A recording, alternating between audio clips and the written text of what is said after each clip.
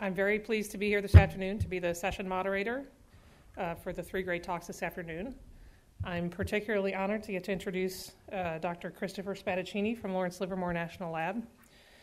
Chris runs what I would characterize as the skunk works for additive manufacturing and architected materials at the laboratory, a new endeavor.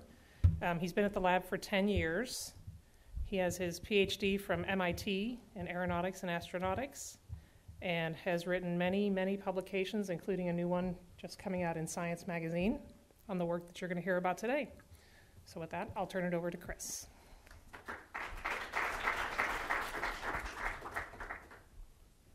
Great. Thank you, Kim. So it's my pleasure to be here. Thank you all for having me. So I understand that yesterday you got some introduction and overview of additive manufacturing and the work going on at the laboratory, as well as partially complex-wide from Melissa Margraf. So I'm going to dive a little deeper into part of that work, not all of it, but as a point of introduction, I want to mention that really the way I think about what we're doing at the lab in the areas of additive manufacturing and advanced materials, I think of it as sort of 3 thrust areas. One involves using commercially available machines, making parts that we actually need for our programs, and pushing those machines by using new materials in them, materials that may not be commercially very relevant. Second thrust area, I would say, really has to do with advanced process modeling and using our HPC modeling and simulation capabilities at the lab to do in-depth modeling and process understanding. So you may have seen some of that from Melissa yesterday. And thirdly, the area that I'm really focused on is new process development. So everything that we do in my laboratory looks more like a benchtop experiment and less like a commercial machine. So we don't have any commercial machines.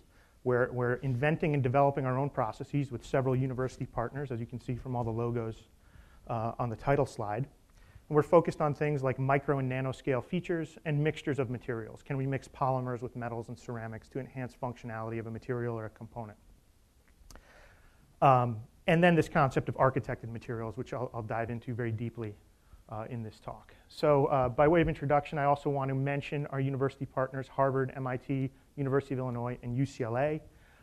We also work very closely on some of this with the Kansas City plant, which many of you may be familiar with. And we're funded from multiple organizations. I think the last time I counted the different projects going on in our lab, I think we're at about 17 different projects, ranging from very small to very large. But our largest funding sources come from internal LDRD investment and DARPA Defense Sciences Office, as well as now some of the programmatic applications and things we're working on for the weapons program at Livermore. So with that, why don't we dive right into it? This is the way I think about manufacturing. You hear about additive manufacturing a lot in the news these days. You see it in the popular media all the time. And they overhype it a bit and make it sound like all you got to do is press a button and out comes your magic part. It's not quite that simple. I think of it more as a holistic process, which really starts with modeling and design and simulation of the component or material that you want to actually fabricate. Secondly, a very key piece, synthesis. So synthesizing the feedstock material, the raw material, the polymers, nanoparticles, whatever it may be. So really having a team of chemists and material scientists involved is key to being successful in this area. Then the actual additive manufacturing process itself. And this is what you see about in the news mostly. But to me, that's really only one part of manufacturing. So it could be a commercial tool that you've acquired to build metal parts. It could be a custom process you've developed like we do in my lab. But really, it's only a part of this entire process. And then finally, and very importantly for the NNSA, of course, is certification. So once you actually make this component or you make this material, can you actually use it? What good is this really advanced material and component that took you maybe only a few weeks to actually fabricate if it takes you 10 or 20 years to actually certify it for use? So all those pieces of the puzzle are really key. So I think yesterday Melissa probably gave you a pretty good overview of some of the additive manufacturing techniques that are out there, so I'm not going to dive into that at all. We're going to go right into this concept of architected materials, or mechanical metamaterials, as some folks are now calling them, and then talk about the processes we've been developing. So this is your classic material selection chart. So those of you who are from a material science background This will look very familiar. They're often called Ashby charts, named after a professor at Cambridge University, Mike Ashby. In this particular case, it's a very simple chart. We have density plotted against stiffness. Every bubble you see on here represents a different material in that phase space. You can categorize those materials and group them. Up here are metals, polymers, foam type materials. It's somewhat intuitive, I think, to most everyone that metals are very dense, they're very heavy. However, they're stiff and strong. Those two properties, density and stiffness, or density and strength, seem to be inherently coupled. What you'd really like to do is have some materials that populate this part of the phase space, something that's very lightweight, yet maintains some kind of mechanical performance, whether it be strength or stiffness or some other property. Again, this is just an example. These two properties, you could plot many different material properties versus one another. So in theory, you can get to this space via this concept that we call a microarchitected material. By microarchitecture, we mean what you see here in this little picture, a unit cell that's designed. And it's designed such that that particular unit cell is known as an Octet Truss.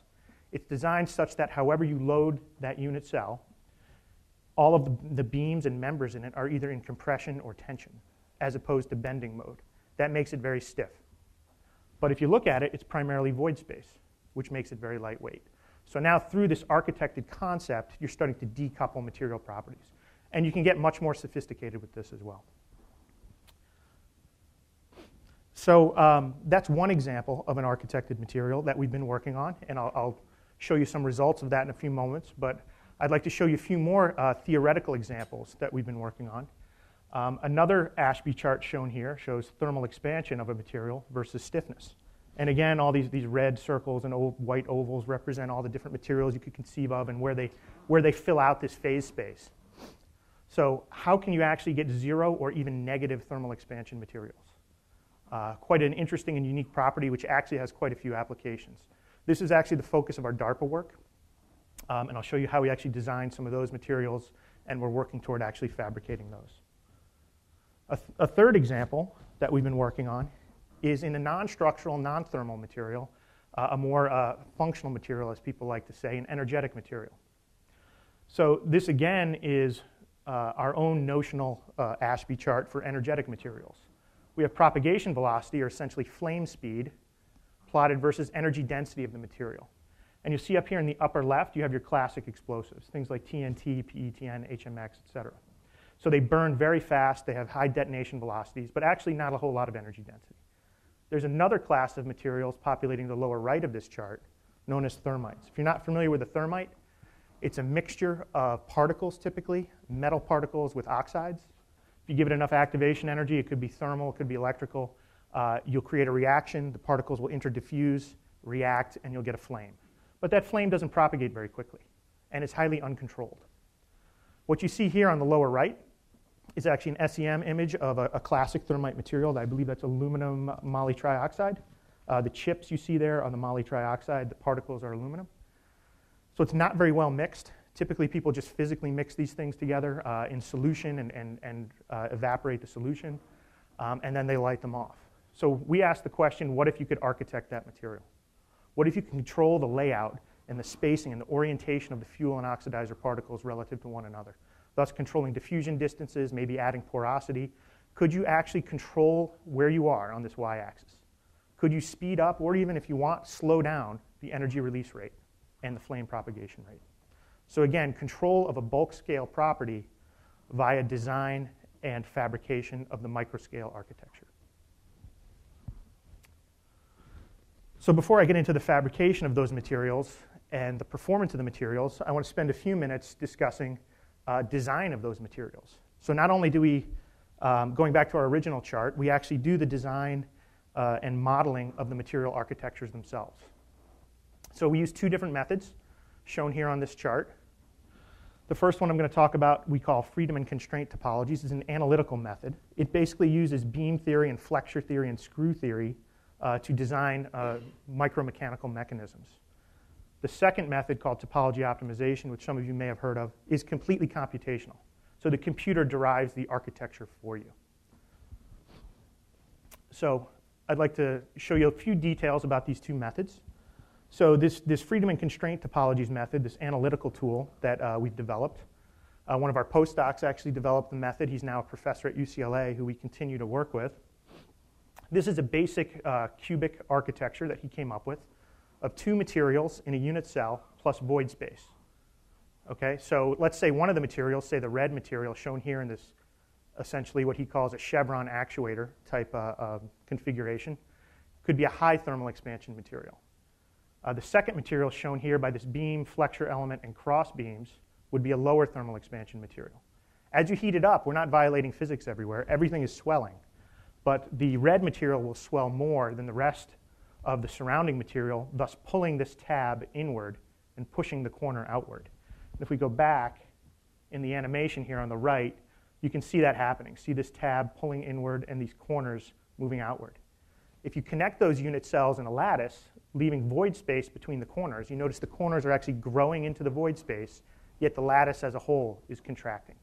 So we can design that lattice to have zero, extreme negative, or a very specific positive thermal expansion coefficient. We could even make gradients in the lattice by slightly changing each unit cell as you move through the lattice.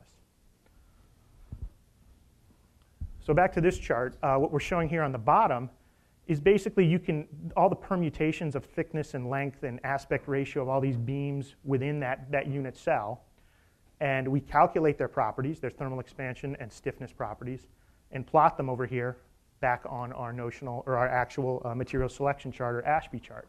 What you can see is this red and gray area is the area we can cover with this simple cubic design and these two materials. And you can see there are no known materials that occupy that space. And in fact, this goes negative. It's a log-log chart, so we can't plot the negative part. But you can see there's nothing out there, no alloys, no natural materials, no metals, ceramics, or anything that occupies this kind of space. And there are many applications that may actually benefit from materials with those kinds of properties. So the second method, topology optimization, again, is completely computational. So the way this works is by using a finite element code. So we start with a unit cell, and we discretize it into finite elements. Typically, although here it looks like there is some architecture already, typically we start with a random distribution of material and calculate the properties of that unit cell. Properties are probably going to be terrible if it's a random distribution, nowhere near what you want. But at that point, the code has an optimization algorithm which takes over. You tell that optimization algorithm what you want the properties to actually be. It does some small redistribution of material, recalculates the properties, and sees how close it got to what you wanted. It's a gradient-based method, so if it's farther off, it makes a change in the opposite direction and vice versa. So here's what it looks like in action. We start with a hexagonal unit cell with a random distribution of two materials plus void space. Computer calculates properties, redistributes material, recalculates, and keeps going over and over and over. In this particular case, we told the code we wanted a -6 microstrain per Kelvin thermal expansion coefficient, and you can see the number changing down here. We also gave it a few other constraints, like a stiffness constraint, and we wanted to be at least 25% volume fraction solid material. And you can see the code evolving this very interesting structure, which in fact is fabricatable, we believe. Here on the lower left, we have the Ashby chart again. The crosshair you see is where the code is moving the design in the phase space. And because it goes negative, we just pop it back up and turn it red again on this log-log chart. But you can see that the code completely derived the architecture itself without any intervention. You just set up the code, you give it the constraints you want, and you set it off and running. And it works pretty well, we found. It does sometimes crash. Sometimes you can over-constrain the problem. It is also very sensitive to the initial condition. Okay? If your initial condition may give you a non-answer. It's a gradient-based method which finds a local minimum. So if you have an initial condition in an area where that local minimum doesn't meet your requirements for thermal expansion or stiffness, then the code won't find a solution. But we've had pretty good success with it. And in fact, we've now moved to the lab's high-performance computing clusters to work these problems, because now we're doing it in 3 dimensions with multiple materials, and we're optimizing over multiple properties. So a material doesn't just do one thing. It doesn't just have a thermal expansion coefficient and a stiffness. It has to do a lot of things. So you really need to optimize over more properties than just 1 or 2. So this particular example shows a designed thermal expansion coefficient of negative 1.3 microstrain. We also designed in some thermal conductivity so it could dissipate heat. We had a specific weight requirement, so we put a density limit. And it had to have some stiffness. It actually had to hold a load. And in fact, we even considered some simple manufacturing constraints. And this is what the code derived for us. So quite an interesting unit cell, 2 materials plus void space. And interestingly, the copper phase, which is the green, is continuous through the entire unit cell. And we didn't tell it to do that. The code optimized for that condition itself because of this thermal conductivity requirement. So if you didn't have continuous copper phase, your thermal conductivity would be quite a bit lower. So you'll notice, though, that's a fairly coarse design. Now that we're running on the big clusters, we're actually making much more highly refined designs, like this unit cell you see here in the upper left. And the animation you see on the right is basically scrolling through the unit cell in Z, so you can see what each layer might look like. And in fact, we're starting to fabricate these kinds of things. This isn't the actual copper polymer mixture. This is 2 polymers, but you can see one of the layers, and it looks quite a bit like some of the layers as you scroll through the computationally derived design. So we were interested in this concept of architected materials, how we could apply it. We're interested in additive manufacturing. We think it's the best way to fabricate these things. We now have design methodologies to come up with new designs for architectures, but how do we actually build them? So at the lab, we've matured at this point, I'd say 3 technologies shown on this slide. We're working on actually 4 more new ones at this point. But these 3 are the ones that I'll present today. The first, called Projection Microstereolithography, uses a digital light processor, a DLP chip, the kind of chip you find in these projectors, actually, and light to photopolymerize liquid at the microscale. The second method, we call direct ink write, is extrusion through a micronozzle, where you control and design the rheology of your so-called ink so that it holds its shape. And finally, a method called Electrophoretic Deposition, which uses electric fields and nanoparticles in order to stack up interesting structures of variable material constituents. So we'll go into some more detail in each one of these. But these are the kind of structures we can make, just to give you an idea. So highly 3-dimensional microscale architectures.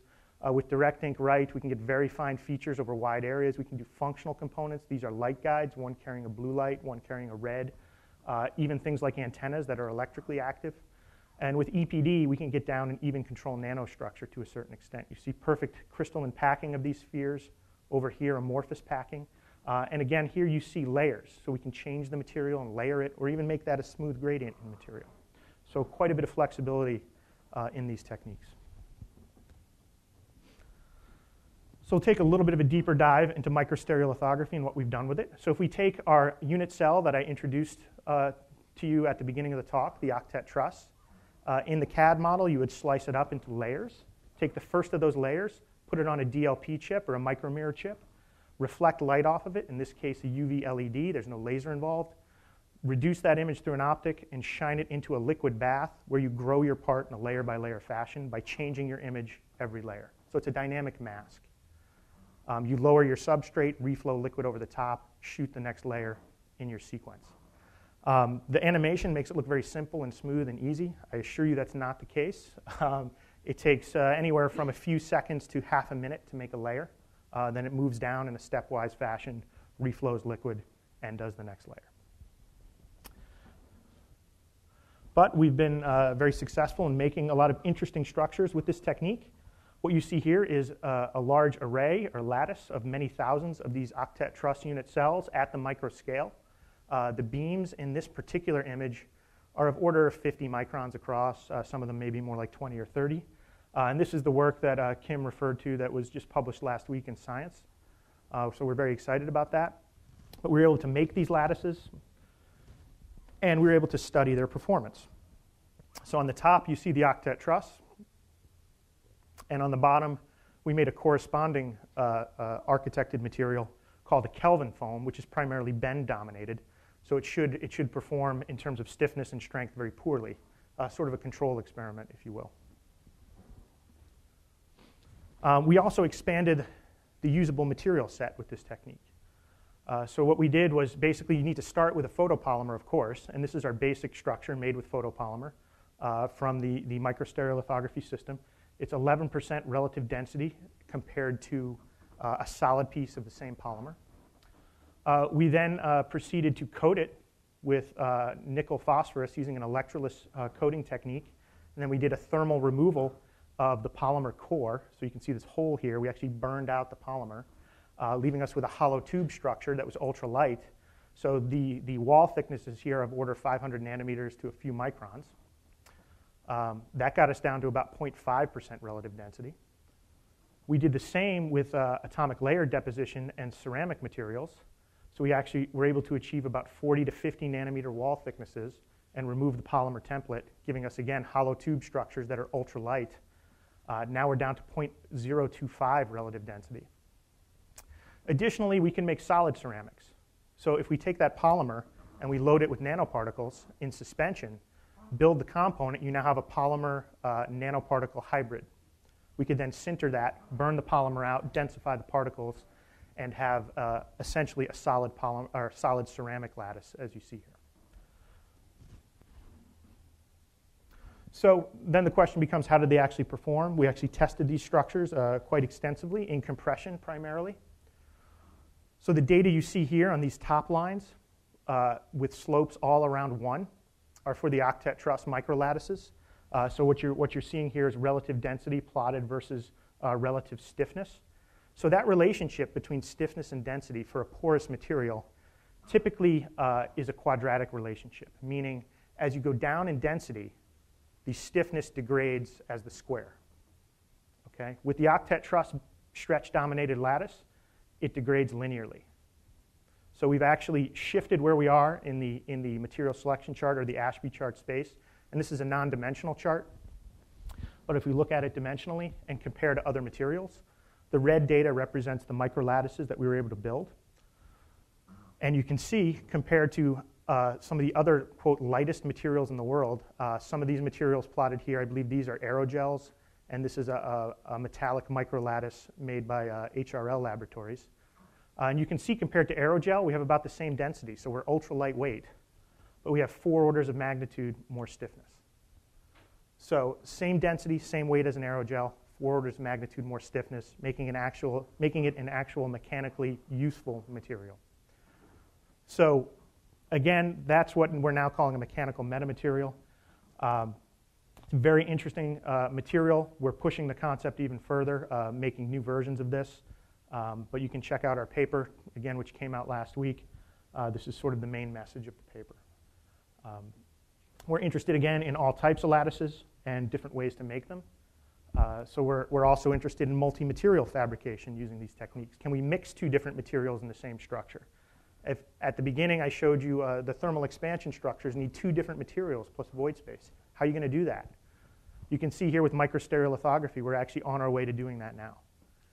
The way we do that, instead of having just a simple liquid bath, we turn it into a flow cell. You flow one material in, shoot an image, make a layer, flow that material out, flush it out, bring in a new material. Add different features with different materials into the same layer, as you see on these structures here. So direct ink write, another fabrication technique we've been working on.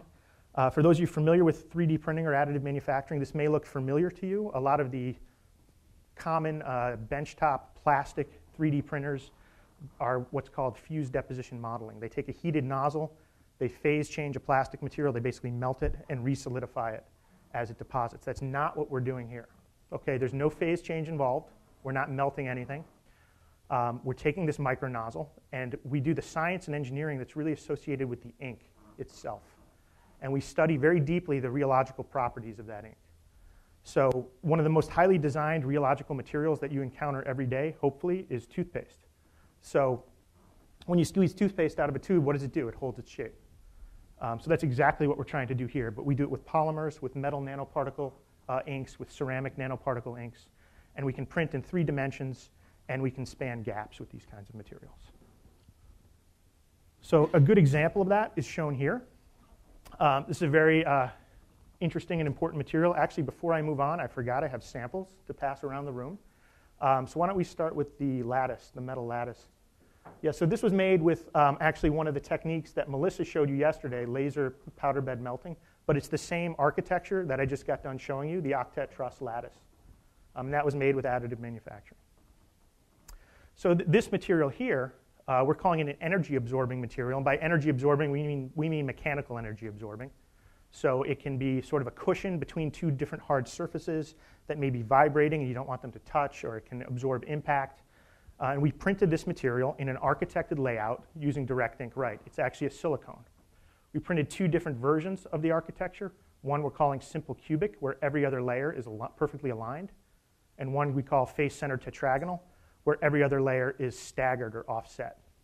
And this gives you actually vastly different properties, as I'll show you. So these two soft materials now, we have a few examples of those. So why don't you pass the two you have in your handout. So those are two different versions of the material you just saw. One has larger feature sizes and is a large mat. The other one has actually quite a bit smaller feature sizes and is a very, basically a pad, but it's got that architecture built into it. So as you see here, you can get actually different stress strain curves based on these architectures, and it's somewhat obvious why you get those different stress strain curves if you take a look at these images below. So in the simple cubic case, as you compress it, every other layer is aligned, and you basically have a solid column of material that can get very stiff, and it'll densify as you compress it.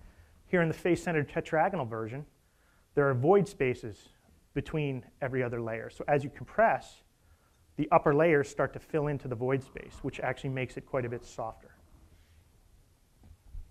And sure enough, we verified this through modeling and simulation as well, again using some of the lab's HPC capabilities. So this is a three-dimensional model of the simple cubic versus face-centered tetragonal deformation and compression. Those are contours of stress that you're seeing in the compression simulation. What's very interesting here is that in this simple cubic case, you can see this columnar stack up of stress, whereas in the face-centered tetragonal case, you see a very well-distributed stress profile, which led us to ask another question. How do these materials perform in shear? What if you put a side force on them, where you have that well-distributed stress contour versus the columnar stack up? We went ahead and did that in what's called a shear sandwich experiment, and you can see it in the videos right here on the right. It's quite pronounced. So the face-centered tetragonal version has a very smooth shear behavior back and forth. The simple cubic actually snaps. You get this snap-through effect. That snap-through effect has a name. It's called negative stiffness, which was kind of weird the first time I heard it. But the canonical example of negative stiffness is, let's say you take one of those thin plastic rulers you had when you were a kid, you compress it and it bows. If you put a side force on it, it snaps through to the other side. That's negative stiffness.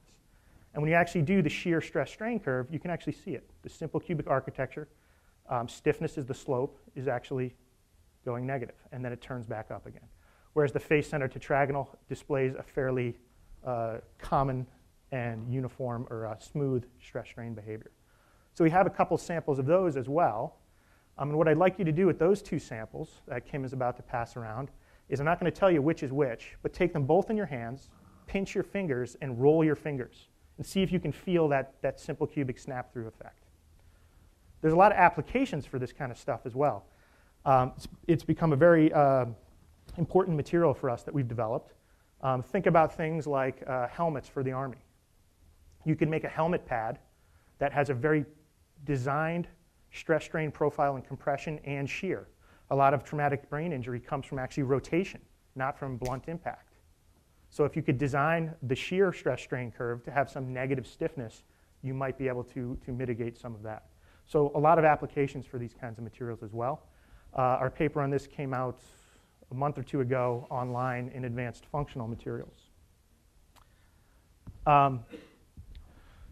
So with direct ink write, I just highlighted the silicone cushion material. We're doing a lot of different things with it, so I'm just going to mention a few of them. We can make the octet trusses with that technique as well. We're working on things like interdigitated electrodes at the microscale for microbatteries. We have a wide variety of inks we're capable of printing with now, ranging from aluminum to ceramics, copper oxide, boron carbide, to semiconducting inks like bismuth telluride and antimony telluride, doing things like printed thermoelectrics. So the third process that I'd like to show you, electrophoretic deposition, again involves nanoparticles and electric fields. So we start with the deposition chamber. We fill it with a liquid. That liquid has nanoparticles suspended in it. There's an electrode on each side. We energize the electrode.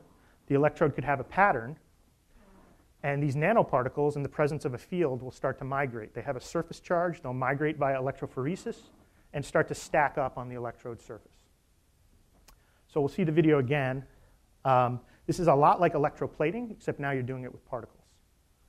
Okay? And because we have this unique flow control unit here, we can stack up many different kinds of particles, bleed in different dopants, make gradients, or make layers of different materials and stack them together. So I'll show that one more time. It's my favorite video. It's also the one that crashes my computer the most. So we use this technique to look at the energetic material, the thermites that I mentioned early on. So the images you see here on the left show what we call a drop cast film. That's the traditional way of making a thermite material. Basically, it's a solution or a solvent with these particles in it, and you just evaporate the solvent.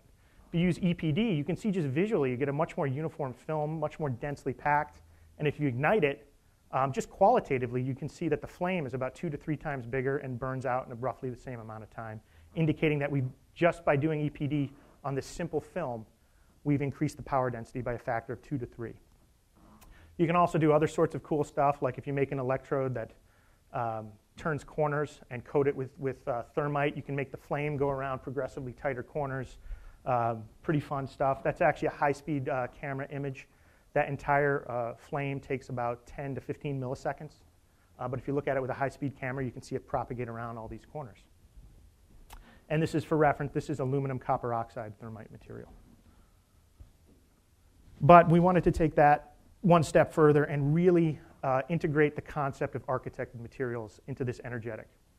So what you see here on the upper left is a strip of material with these what we call hurdles built into it.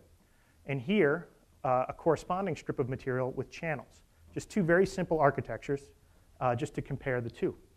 So these are actually pieces of silver, which we then used as the electrode in EPD, and we coated them and filled in the void space with the thermite material. If you then ignite those two materials side by side, you see very different flame speeds. So the channels, you see this propagation happen very quickly, whereas the hurdles, it kind of bumps along and you get a lot of this turbulent effect going on. So in this particular case, the channels propagated at about 150 meters per second, where the hurdles at about 50 meters per second. So we saw about a 3-fold increase in flame speed there, just by adding architecture. So we've looked at this problem in depth.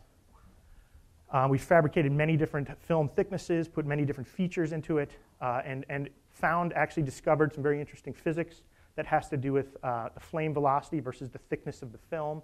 This is without even adding any of these architected features to it. And you can see this step change behavior that changes as you go up in film thickness. Basically what's happening there is the thicker your film, the more hot gases you're trapping as this stuff reacts. When you trap hot gases, it pops and bursts and starts to throw or advect hot particles forward, thus making the flame propagate much more quickly.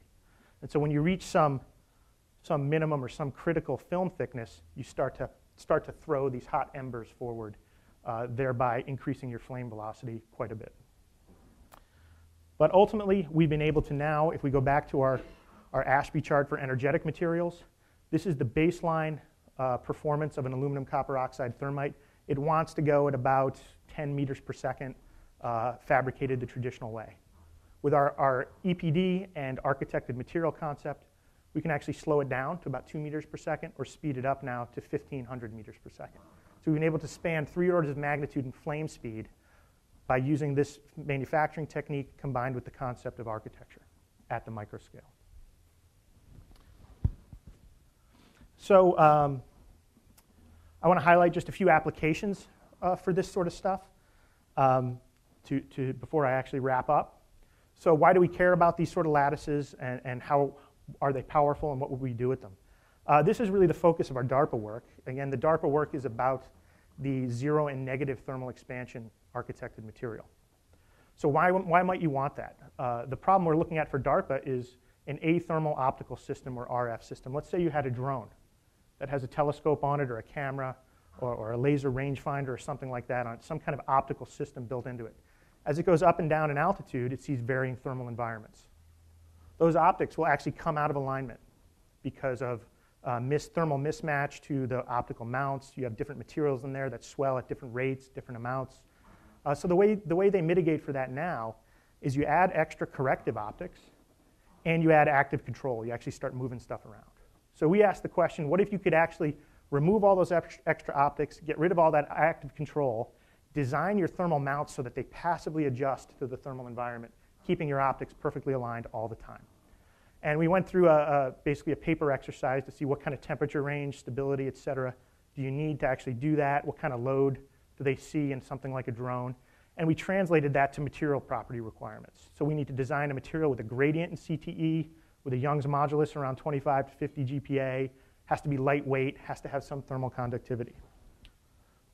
And in fact, we believe to do this, again, you would need a gradient in these properties. So you'd want a different unit cell here at say, the base that may change as you move toward the optic, thereby giving you a thermal match on each side of the material mounting to the optic. So a lot of sophistication here, but if you can actually design it and fabricate it, the payoff could be quite large.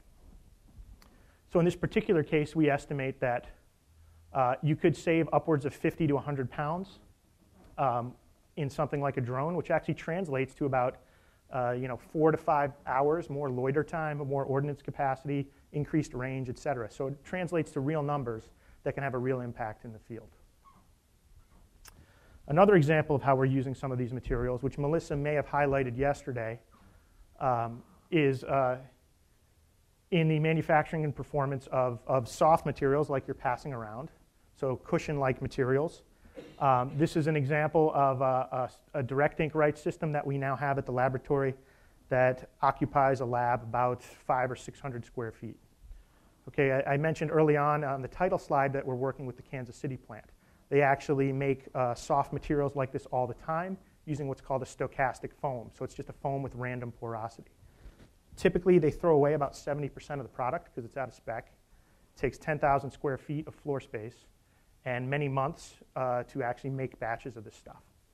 So with this direct ink write process, we can reduce that 10,000 square feet to hundreds of square feet. Those development times from years to months and production times from months to days.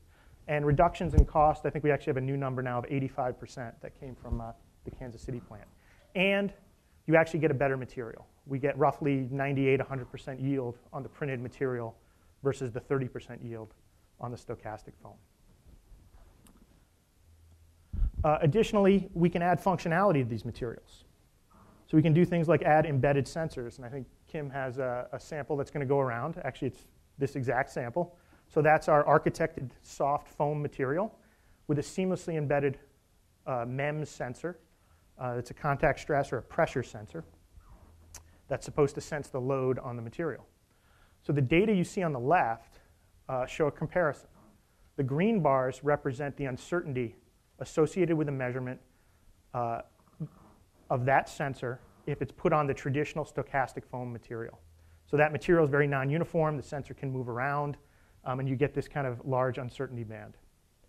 Now, if you seamlessly embed the sensor into the cushion material, you actually reduce the uncertainty by over an order of magnitude. So you actually get better sensor performance because of the material itself, and because of the flexibility from additive manufacturing, you can actually lay it into the material and seamlessly embed it. But we'd actually like to take this one step further and get rid of the sensor altogether and make multifunctional materials, which are essentially self-sensing. So in this example, we have a material which one layer in it is printed with nanoparticles in it. So it's actually electrically active. So as you strain the material, its resistance changes. So this is the direction we're starting to take now, where we're combining things like mechanical properties with functional properties like electrical and photonic properties. All of this enabled through additive manufacturing processes. So I'll wrap up there and just say that this is really the focus of one major thrust area in our additive manufacturing and advanced materials portfolio. all of this work going on in my lab, we're having a lot of fun with, and if any of you are ever out at Livermore, please look me up. I'd be happy to show it to you. And we're very excited by the traction it's been able to get. So with that, I'll wrap up with our rendering from one of the Livermore artists of the Octet Truss unit cells, which kind of looks cool. So with that, I'll take any questions.